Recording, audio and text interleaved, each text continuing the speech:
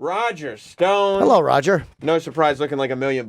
Yes. Throwing the Nixon peace signs in the air. We were going to wear a suit for you today. We did promise, and honestly, we forgot. Our one guy, Anthony, did remember. We didn't. We planned it and forgot. Both wear the suit, so. That's right. It makes Yeah. you look better if we don't wear a suit. Right, exactly. That's what we thought. Now, we had a theory about your book. Around the office, we compared your book, right? Yes. To books of similar width and size. I noticed because of the textures of the pages, your book is considerably heavier. Did you purposely make a heavier book so that people would be like, this is a much more substantial read? No, it's heavier because people will keep this for a lifetime. I want it to wear well. I see. Everything you need to know to succeed in life, whether it's politics, business, fashion, style, is in this book. And therefore, I think it's going to become dog-eared. People are going to be referred to it constantly. I want it to hold up. You want it to have good, because it is actually really good paper. It's the reason a lot of books don't have photo pages, because it's expensive to print. Exactly. It's really good paper. So I didn't want to go with some cheap fool's cap, I wanted to go with something that would last. Now, there's an illustration in here of you dressed like the Pope. Yes. Who wore it better, you or Rihanna? Good point. Thank you. There's a lot of kind of funky pictures in there. Most of them are things that people have sent me. Mm-hmm. And this kind of comes out of the Twitter world. Sure. So I think they're cool, and I included them. Yeah. So I'm in there as the Joker, for example. Remember the Joker, the one who says, "That's the thing about chaos; it's fair." Right. So I like to foment a little revolution. I like to upset the establishment's apple cart. Your name has been, you were on the front page of the Drudge Report the other day. They were saying, is he going to be involved in Mueller's probe? And how much are you really in this? Like, how much do they think they're going to get on you, as opposed to what they're really going to get on you? It's a fascinating question. If I didn't know how the fake news works, I guess I'd be more concerned. If you look at that story, it's a CNBC story. They say that Robert Mueller, the special counsel, is probing my dinners, with Rick Gates, a low-level Trump campaign staffer who worked for Paul Manafort. He's also looking into our meetings at Trump Tower, and it points out that Gates and I worked together at the legendary firm Black Manafort and Stone in the 80s. I've had dinner with the guy once in a restaurant with 4 other people from the New York Trump campaign to talk about the apportionment of delegates to the convention. The number of meetings he and I had at Trump Tower, that would be 0. The number of meetings I had with him anywhere, that would also be 0. Oh. I can't think of any time I was alone with him, at least not that I recall. I did meet him at the convention, and he never worked at Black Manafort and Stone. He evidently worked for a successor firm with a different name after I sold my interest and moved on several years after.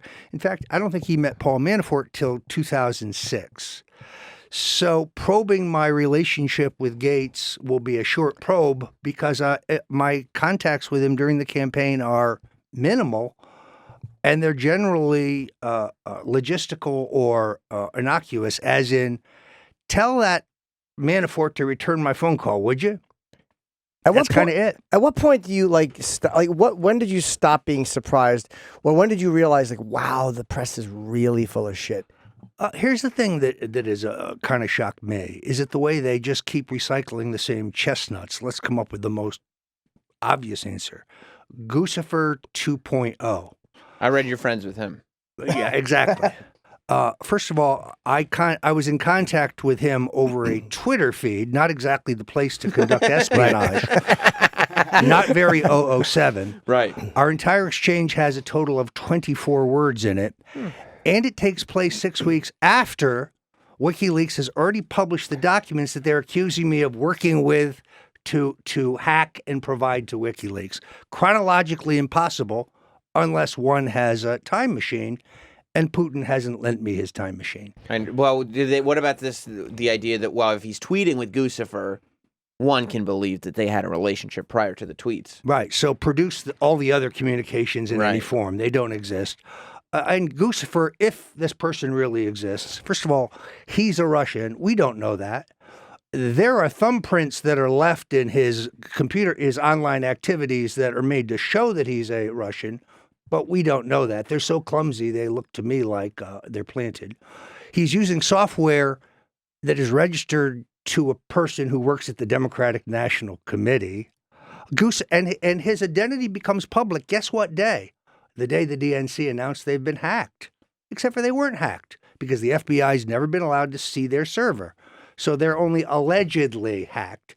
Now, he did go online and say and predict this was coming, which is why I initially did think he was the hacker. I wrote that in a column. I changed my mind. I also wrote that in a column. And that's what I said to the House Intelligence Committee under oath. Can you believe So just to wrap this up, based on content, context, and timing, my 24-word exchange with Goose for 2.0 is meaningless. Right. Now, can you believe the games of semantics that have been going on with the evidence, quote unquote, that's surrounding you? I was watching a CNN interview that you just did to promote the book, where they were bringing up the tweet where you said something about the Podestas. Yes. Except you would put an apostrophe in Podestas, but you also had the word the in there. So you're sitting there and like you and Chris Cuomo are arguing and you're saying it says the Podestas, so it's referring to multiple Podestas. And he's like, but there's an apostrophe in there, so that means it's Podesta, possessive. And you're going, but the can't, I mean, you're arguing over which do you count? Apostrophe. The or the apostrophe? Well, look, I know people called him the Donald, but nobody ever called John Podesta the Podesta. That's not a thing. So, and taking the word the out materially changes the intent of the tweet. Right. The point, of course, is nowhere did I ever say, quote, John Podesta's emails will be hacked. You'll see them soon. Right. Because I had no advanced knowledge of the alleged hacking of his emails. That's if they weren't downloaded to a zip drive and taken out the back door of the DNC, as many of us suspect. And then there was that terrific piece in The Nation magazine in which a bunch of these former CIA counterintelligence IT experts said actually most of the forensic evidence points not to a hack, but to the fact that the stuff was downloaded to some zip drive or portable drive because the download times are evidently more consistent with that. Do you think, I have to ask you two off the subject too, do you think that Giuliani is doing a great job as being a legal spokesperson? I think that on the question of the deep state coup d'etat and the illegitimacy of Mr. Mueller and his rogue operation, Rudy's doing a great job. On the question of Michael Cohen and Stormy Daniels, not so much. How does that happen? Like, how does it happen where he goes out and like, because he also, like, the Sam pointed out, he also went out and said, yeah, he said, we're going to, try to get Muslims. Like, Rudy just kind of says this stuff. And it's like, how does that get to that place where the president trusts Somebody doesn't him? stop him. Yeah, where Trump doesn't go, don't say, like, he must have been watching the news and hit the roof when he saw that. Well, look, I like Rudy, and I think bringing him in is a good idea because he's a very smart guy, but more importantly, he's a tough guy. And right now, the president needs some tough guys. His lawyers, remember, what told him, Mr. President, don't worry about this Mueller thing. We'll have it wrapped up by Thanksgiving last year. Mr. President, don't worry about this Mueller probe. We're going to have a letter from him by Christmas. Then it was, I think it's coming right after New Year's. Now we're into May, and all of that has been proven to be false. So there were actually some who say, why don't you just sit down with Mueller for an interview and you can clear the air on this whole thing. Once the New York Times published the list of intended questions, starting with, when did you stop beating your wife? Right. I mean, there are no good answers to the way those questions are structured. They're all those type of questions. So if that doesn't tell the president that they're out to get him, it has nothing to do with Russia. It has to do with reversing the results of the last election. Hillary's butt hurt and she wants it back. Is part of it, though, like, is the president hard to give bad news to? Like, he seems like a guy that doesn't like to hear are some of them, and again, they're not doing the right thing, but are they afraid to come and tell him something like, look, this is going to drag out for a while because they're afraid of just being booted? No, I actually think that they were naive lawyers. This isn't a legal proceeding. This is a political proceeding with a legal subtext. Those guys are lawyers. So they're looking at the case and they're saying, this will be easy to wrap up, Joe. There's no evidence here.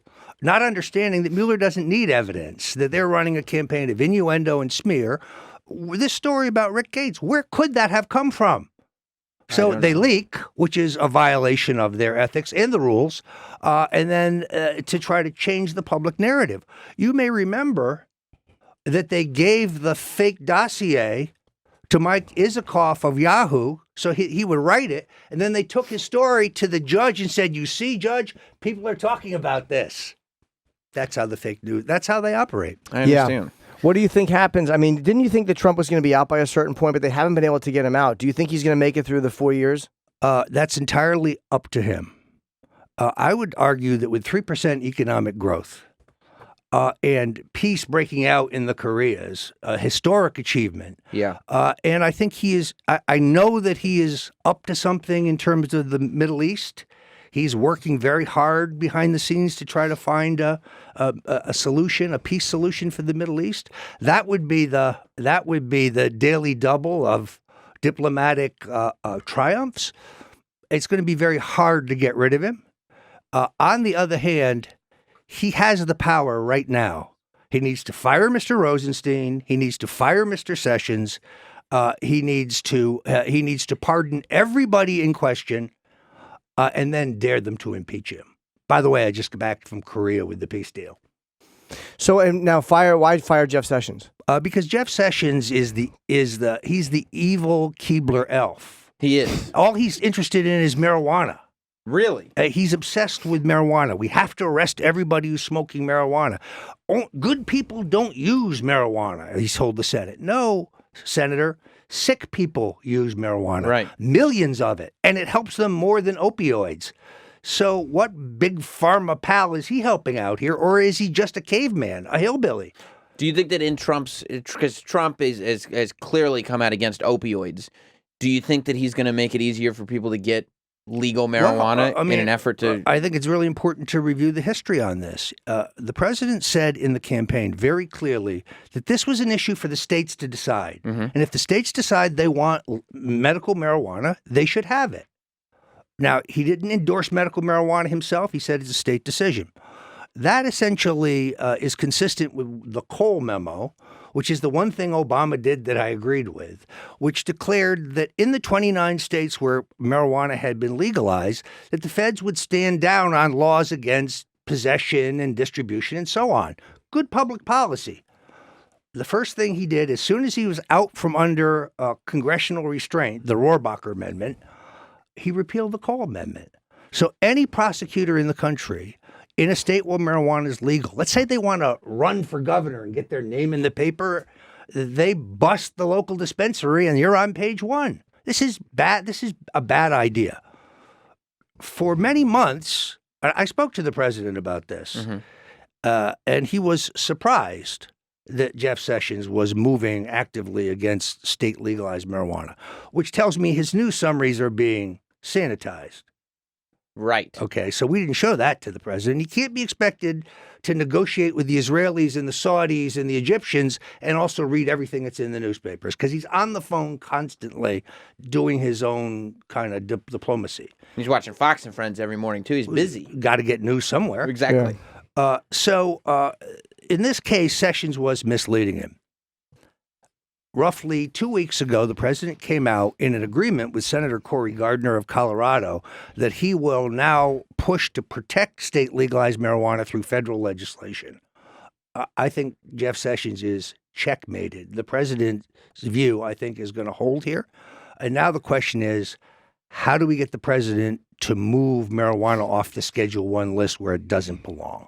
That's the next goal. But he's got to get rid of that little Keebler Alf in order to get any of this done. It would be a side benefit of canning this guy who looks at the Clinton Foundation and tells the Congress, I don't see any crimes. This guy's got the visual acuity of Stevie Wonder. Roger's book, he's promoting Stone's Rules. It's really a heavy, beautiful book. A very easy read. Like, you know, each page has a rule on it, and it's really great. Let me ask you about you're talking about Stone's Rules because it's about fashion, sure, not just about and lifestyle and politics and everything.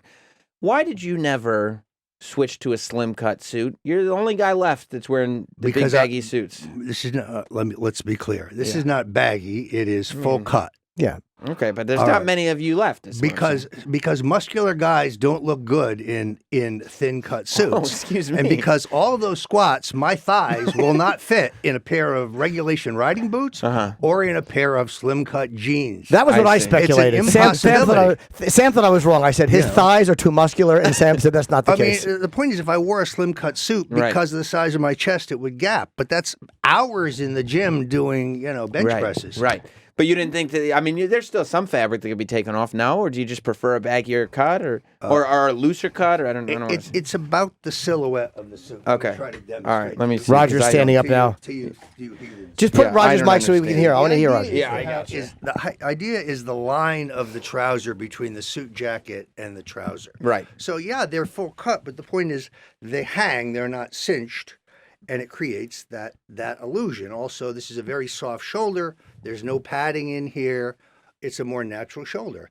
It makes a man look athletic, not skinny. You also I like see. to be comfortable. Let's be really honest. Suits can be uncomfortable, and you probably can like be. if you're sitting there to be comfortable. I It like my sucks. junk to breathe. That's right, Absolutely. he's I like gotta- mine to breathe. That's why I always take it out. Now, let's say Barbara Bush, you tweeted that she was Yeah. a nasty. I've never met her, obviously. Was she a nasty person? Well, Heard she's a nasty drunk. That's what I read.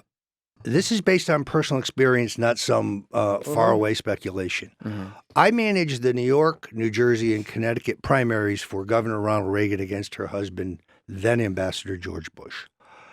I skunked them in New York. They didn't get a single delegate. I beat the hell out of them in New Jersey. They didn't get a single delegate. And in Connecticut, George Bush's home state, where his father was the U.S. Senator, they carried 3 congressional districts. We carried 3 congressional districts. And the delegate split was 16 Bush, 15 Reagan.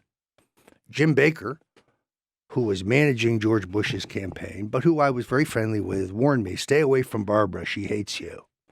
I went to a big reception when Bush was vice president. The president was there, President Reagan, the entire staff. She saw me from across the room and she made a beeline for me. She was bombed. She stuck her finger in my face and said, I hate you. Oh.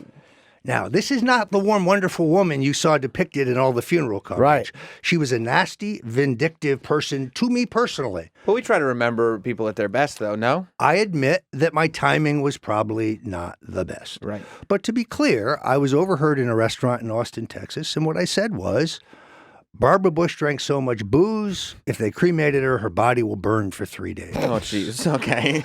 And I probably should have left it at that, but Left it at that. Oh. So when people say, "What are you saying? She's a drunk?" No, I experienced it, but it Right. is also well known in Republican political concerns. Now, in retrospect, Right.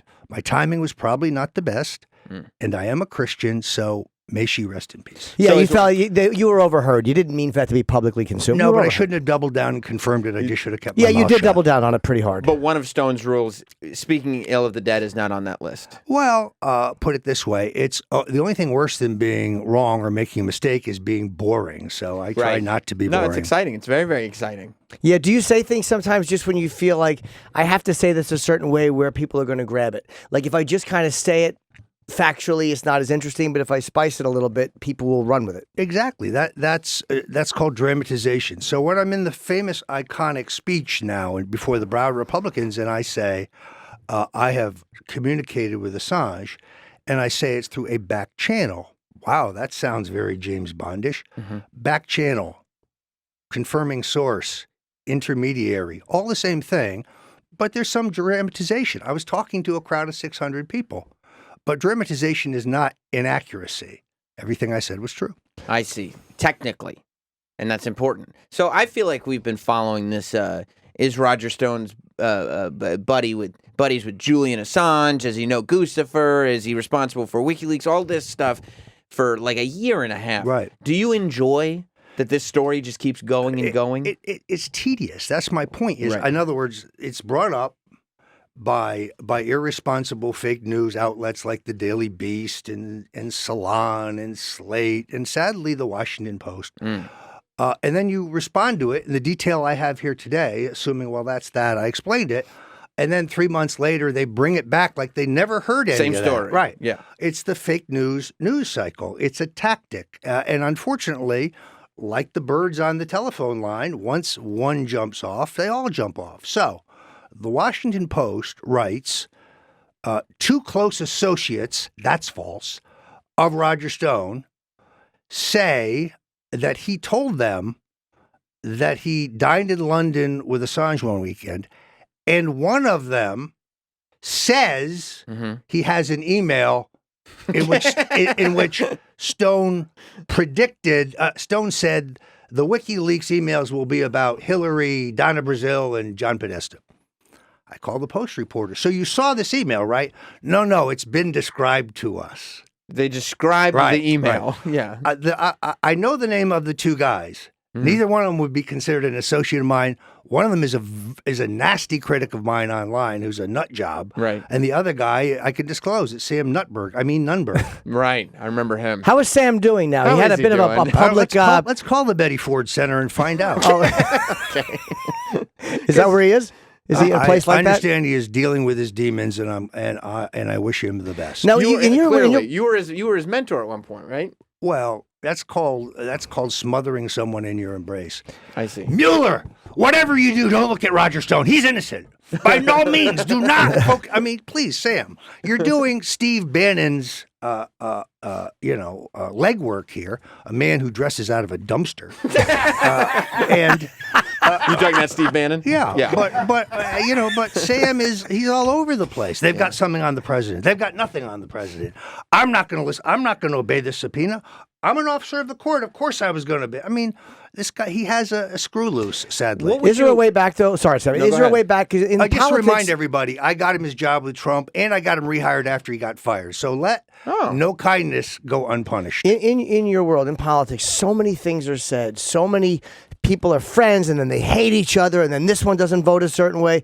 Is there like a way back for Steve Bannon in that world, or no? There's not. No, which is different than everybody else because, look, I had my own falling out with Donald Trump over Elliot Spitzer.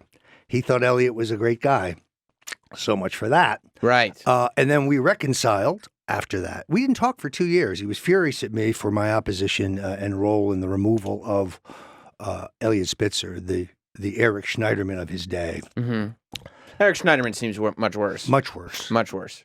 But, we were reconciled, and he hired me as a consultant for his 2012 exploratory efforts, hired me as a consultant on this campaign until I resigned to do my own thing. I did resign. I showed the resignation letter to a New York Times reporter and a Miami Herald reporter the night before because I knew somebody would dispute whether I had resigned or been fired. And it's water under the dam. But I was about to publish the Clintons' War on Women, and I didn't want people to say, oh, that's Trump's book. Right. I see. So going back to Steve Bannon and your why is he unique? Sorry. Well, here's why he's unique. There's the one thing one cannot do in Trump world. I elected Donald Trump. It's not him. It's me. I'm the puppeteer. Right. I mean, Donald he's awful. It's all my brilliance. Once Bannon's picture was on the cover of Time magazine as the man who made Trump. And let's be clear. Nobody made Trump but Trump. You can try to help him if you're loyal to him and you're trying to serve him well. He'll listen to advice, but he's not obligated to take your advice. Just because George W. Bush did everything Karl Rove told him to do doesn't mean that Donald Trump is controlled by others. He'll listen, but he's his own man. He makes his own decisions. W is clearly controlled by others? Karl Rove? Yeah. W has trouble putting together a sentence. Oh. So he's a manifestation of Karl Rove and the Bush family political financial machine. And all this talk about the Koreas, we talked about it a lot, about him being possibly, like Kim Jong-un is going, no, it was my desire for peace, but the South Korean president was saying that he should be nominated for a Nobel Peace Prize. How much of this is really Kim Jong-un being literally afraid of Trump and saying, I better do something and make peace? I think this is a manifestation of what Nixon and Kissinger used to call the madman theory.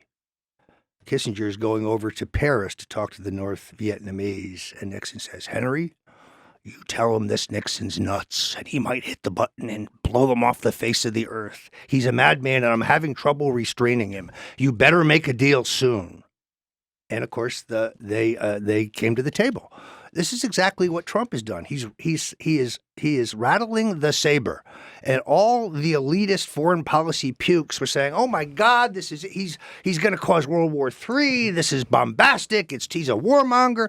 No, it brought the North Koreans to the table. Why? Because they understand Donald Trump's not a cream puff like Barack Obama, and when he says there's a line in the sand, you're not going to hop over it without consequences. Donald Trump is the toughest person I've ever met. I think it was Roy Cohn who said it. He pisses ice water. The North Koreans do not want a showdown with Donald Trump. I agree with that. I think that's right. Because when you're threatening to nuke somebody and they say, "Well, I have better capability to do that," that's not a common response from a U.S. president. Right. That's got to be frightening. And you know it's true. And you know it's true. But they said when Reagan referred to the axis of evil, yes. and they said that it was either the Soviets or the North Koreans or somebody. I think the Soviets said that being called evil frightened them because when somebody sees you as evil, it's different than and it's typical very important political. that specific thing where he referred to them as the axis is evil. Every single member of the White House staff was opposed to him saying that. His speechwriters were opposed to it. His cabinet was opposed to it, and he said, "No, I'm saying it." It's gone down in history as a catalyst for their collapse. But they don't want to realize that they're being dehumanized because now it's easier to blow you off the face of the planet if we have to because you're not a human, you're evil. They want to have our moral equivalent, and they don't deserve it. Right. Plus, the U.S. is always known as being the ones who take the high road, and the U.S., or at least we pretend to take the high road. And I think when a U.S. president says something, we're not taking the high road, I think that's uncomfortable for people, and they think it's going to be a problem. Well, it's not so much the high road as we're not going to keep bending over. In other words, we've been giving the Iranians and we've been giving the North Koreans hundreds of millions of dollars to try to induce them to behave, and then they don't behave and we don't do anything about it. Who do you think is the least flawed member of the Bush family? That would be very tough. George P. Bush, who has not only now been accused of corruption in the management of the state pensions funds, where he's a railroad commissioner, but also screwing up the Alamo, the foundation that runs the Alamo for the state. Oh, wow. Plus allegations of sexual harassment in his college days. So he fits right into the Bush clan. Yeah. Prescott Bush, the banker U.S. senator, made his fortune financing the armaments for Hitler's Third Reich. Oh, my God. He's a pip. Yeah, that's tough. George H.W., trafficking cocaine for the CIA. Really? To pay illegally for the Nicaraguan war. Jeez. Running it through a small town called Mena, Arkansas. No problem there. Give the local governor his cut, and he'll keep his mouth shut. Wow. That would be Bill Clinton. That's wow. Because Bill Clinton, man. And also, All in the Bush crime What about family, Jeb? available on Amazon now. Jeb's okay. If Jeb's IQ was 1 point lower, you'd have to water him. like a common house plant. I mean, boy, he really must be stupid. Actually, that's not fair. He's actually very smart in the book sense. He's a policy nerd and he reads all this stuff. Yeah, but he doesn't know when to come in out of the rain. And there's just out there with his books getting wet. Well, it's like a noblesse oblige thing. In other words, you're just supposed to serve me. I mean, the Bushes are incredibly disloyal people. Oh. They came over on the Mayflower to think the rest of us, we're peasants. If you didn't go to Yale or Harvard and you don't belong to the Council on Foreign Relations and the Greenwich Country Club, you can't be anybody. We only have 3 minutes left. I want to make sure we plug Roger's book. Roger's a great writer. It's the New York Times. He's a best-selling author. And the best thing about this book, let me just say it, my mother's recipe for marinara is in there. Okay, so you can dress properly, you can eat properly, but it's actually a really interesting book, and its size does matter, Rule 102. You're probably not talking about what I think you're talking about, but... I'm not. Okay. Talking about the size your name should be on a billboard or a poster. Oh, it does matter. All you want is your last name. Stone, not for Congress. Vote on November. Because people can only grab one thing. But didn't you know George Bush Sr. because you worked with Reagan, he was his vice president. Yes. Did you not like him? He did the cocaine stuff, he said. I did not like him. I was in favor of Reagan picking Jack Kemp from upstate Buffalo as his running mate. Once he was the Republican nominee, of course, I supported him, but I also knew that he would undo Reaganism as soon as he could. And he did. Remember when he said, read my lips, no new taxes? Yeah. And what did he do? He raised taxes. In fairness, though, was that him or was that the Congress and the Senate that kind of screwed him on that? That was him. It was him. Reagan showed you could hold the line with them, but John Sununu and other of the guys around Bush thought that there was an epic budget deal at hand if he would just raise taxes. This is the functional end of Reaganism. This is a return to the root canal Republican Party of convince voters we're really going to hurt them, but it's for their own good, which people will never buy. What about Neil Bush? You mean the SNL guy who stole millions in the SNL? That guy? Is that the one you mean? That's the one I was thinking of. Oh, jeez. Or is there Jeb who had a building that went into foreclosure on which he owed $400 million, but he got out with paying a dime?